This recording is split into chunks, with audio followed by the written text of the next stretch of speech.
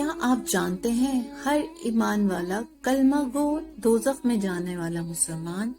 ایک نہ ایک دن اپنے گناہوں کی سزا بھگتنے کے بعد دوزخ سے ضرور نکالا جائے گا، لیکن اس کے لیے اس کے دل میں تھوڑا سا ایمان ہونا چاہیے۔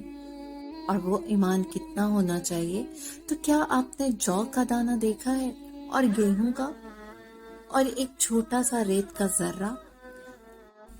حدیث نبوی مصطفیٰ صلی اللہ علیہ وآلہ وسلم ہے کہ آپ صلی اللہ علیہ وآلہ وسلم نے فرمایا، جس شخص نے لا الہ الا اللہ کہہ لیا اور اس کے دل میں جو برابر بھی ایمان ہے تو وہ ایک نہ ایک دن دوزخ سے ضرور نکلے گا، اور دوزخ سے وہ شخص بھی ضرور نکلے گا جس نے کلمہ پڑھا اور اس کے دل میں گیہوں کے دانہ برابر خیر ہے، اور دوزخ سے وہ بھی نکلے گا جس نے کلمہ پڑھا اور اس کے دل میں ایک ذرہ برابر بھی خیر ہے۔